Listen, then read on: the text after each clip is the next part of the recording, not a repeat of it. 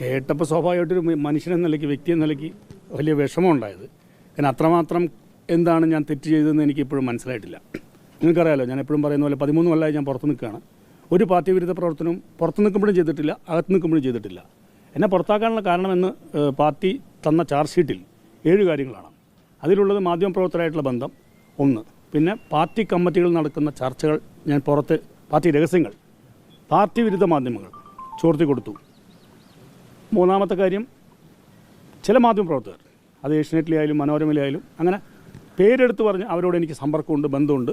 അതുകൊണ്ട് തന്നെ താങ്കൾ മാധ്യമപ്രവർത്തകർക്ക് ഇത്തരം വാർത്തകൾ, പാർട്ടി രഹസ്യങ്ങൾ ചോർത്തി കൊടുത്തു എന്നുള്ളതാണ്. നിങ്ങൾക്കറിയാം, ഞാൻ ആകെ ഒരു ബ്രാഞ്ച് കമ്മിറ്റി അംഗമാണ്.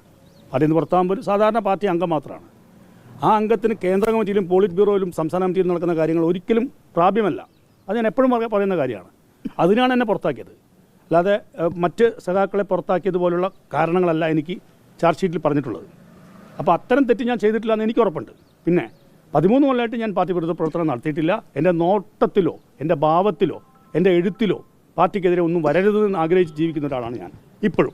ഇപ്പോഴും ഞാൻ ഇടതുപക്ഷ മനസ്സ് കാത്തു സൂക്ഷിക്കുന്ന ഒരാളാണ്. ഇപ്പോൾ താങ്കൾ ഈ മാധ്യമപ്രവർത്തകരോടുള്ള ബന്ധം ഉൾപ്പെടെ പറഞ്ഞാണ് ഇതായത്. അന്ന് നമുക്ക് എല്ലാവർക്കും അറിയുന്ന പോലെ VS-ഉം ഔദ്യോഗിക വിഭാഗവും തമ്മിൽ പ്രശ്നങ്ങളുണ്ടായിരുന്നു. അപ്പോൾ VS-നോടുള്ള ഒരു പക താങ്കളോട് തീർക്കുകയാണോ ചെയ്തത്? അല്ല, അങ്ങനെ വ്യാഖ്യാനിക്കാം. സ്വാഭാവികമായിട്ടും കമ്മിറ്റികളിൽ നടക്കുന്ന ചർച്ചകൾ ഞാൻ എങ്ങനെയാണ് അറിയുക? അപ്പോൾ അതങ്ങനെയാണ് വ്യാഖ്യാനിക്കപ്പെടുന്നത്. ഞാൻ മാത്രമല്ല, ഞാൻ ഉൾപ്പെടെയുള്ള 3 ആളുകളെ പുറത്താക്കിയതിൻ്റെ കാരണമാണ് ഞാൻ പറഞ്ഞത്. എനിക്ക് തന്ന ചാർജ് ഷീറ്റ് എൻ്റെ കയ്യിലുണ്ട്. 7 കാര്യങ്ങളാണ്. അതിൽ പ്രധാനപ്പെട്ട കാരണങ്ങളാണ് ഞാൻ നിങ്ങളോട് പറഞ്ഞത്. അതൊരിക്കലും ഞാൻ അത്തരം തെറ്റുകൾ പാർട്ടിക്ക് എതിരെ ചെയ്തിട്ടില്ല, ഇനിയും ചെയ്യില്ല. ഞാൻ ഒരിക്കലും പാർട്ടി വിരുദ്ധ പ്രവർത്തനം നടത്തിയിട്ടില്ല എന്ന് വിശ്വസിക്കുന്ന ഒരാളാണ് ഞാൻ. ഇന്നലെ വേറൊരു കാര്യം കൂടി പറഞ്ഞു. മലമ്പുഴയിൽ താങ്കൾ UDF-ന്റെ സ്വന്തം സ്ഥാനാർത്ഥിയാണെങ്കിൽ പോലും ഒരു CPM വോട്ട് പോലും താങ്കൾക്ക് ലഭിക്കില്ല എന്ന് കൂടി പാർട്ടി സെക്രട്ടറി വെല്ലുവിളിക്കുകയാണ്. അല്ല, സ്ഥാനാർത്ഥിത്വം തീരുമാനിക്കേണ്ടത് ഞാനല്ല. UDF എന്നോട് സമീപിച്ചിരുന്നു എന്നുള്ളത് നിങ്ങളോട് ഞാൻ ഓപ്പണായി പറഞ്ഞതാണ്. അവർ നിങ്ങളോട് കൺവേ ചെയ്തതാണ് ഈ വിഷയം. ആ സ്ഥാനാർത്ഥിത്വം പറയേണ്ടവരാണ്. സ്ഥാനാർത്ഥിയാണെങ്കിൽ ഞാൻ ഒരിക്കലും ഒരു പാർട്ടിയുടെ സ്ഥാനാർത്ഥി ആയിരിക്കില്ല. ഞാൻ അവരോട് തന്നെ സൂചിപ്പിച്ച കാര്യമാണ്. പാർട്ടി ആനുകൂല്യങ്ങൾ ഒരുപാട് വാങ്ങിയ ഒരു വ്യക്തിയാണ്. പാർട്ടി ആനുകൂല്യം, ഞാൻ ഒരു പാർട്ടി ബ്രാഞ്ച് സെക്രട്ടറി, ഈ പ്രദേശത്ത് ബ്രാഞ്ച് സെക്രട്ടറി ആയിരുന്നു, LC സെൻറ്റർ അംഗമായിരുന്നു, കുറേ കാലം SFI ഉണ്ടായിരുന്നു. ആ ആനുകൂല്യം എനിക്ക് കിട്ടിയതായിട്ട് എൻ്റെ അറിവിലില്ല. സ്വാഭാവികമായിട്ട് ഞാൻ സംസ്ഥാന തലത്തിലോ അല്ലെങ്കിൽ ഒരു പാർലമെൻ്ററി ജനാധിപത്യത്തിലോ ഞാൻ കോളേജ് ഇലക്ഷനിൽ മത്സരിച്ചിട്ടുണ്ട്.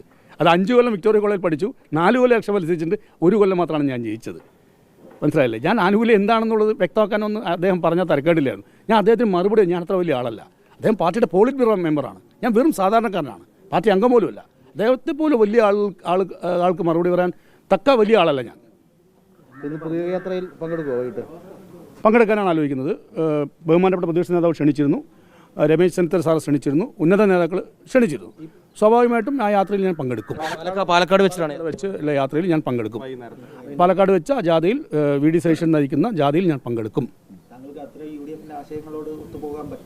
അല്ല, ഞാൻ എൻ്റെ സ്വതന്ത്ര നിലപാട് എപ്പോഴും കാത്തു സൂക്ഷിക്കുന്ന ആളാണ്. കാരണം ഇടതുപക്ഷ മനസ്സ് കേരളത്തിലുണ്ടാവണം, ഇടതുപക്ഷം ശോഷിക്കാൻ പാടില്ല, ഇടതുപക്ഷത്തിന് മൂല്യച്യുതി സംഭവിക്കാൻ പാടില്ല എന്ന് വിശ്വസിക്കുന്ന ആയിരക്കണക്കിന് ആൾക്കാരിൽ ഒരാളാണ് ഞാൻ.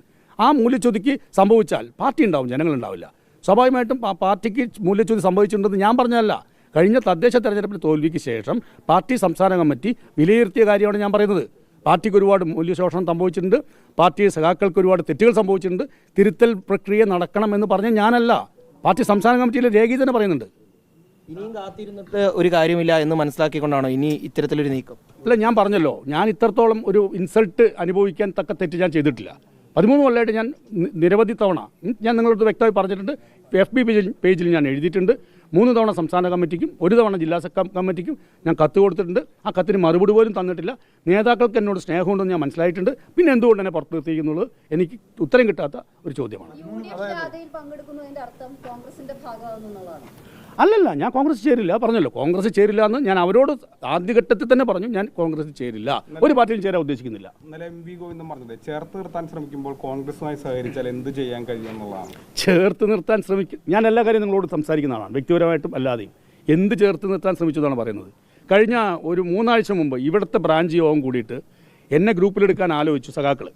സുരേഷ് ഏട്ടൻ ഗ്രൂപ്പിൽ വരണം, എന്നിട്ട് പാർട്ടി അംഗമാവണം എന്ന് പറഞ്ഞു. അപ്പോൾ തന്നെ കമ്മിറ്റിയിൽ നിന്ന് പങ്കെടുത്ത സഖാവ് പറഞ്ഞത് സംസ്ഥാന കമ്മിറ്റിയാണ് തീരുമാനിക്കേണ്ടത്.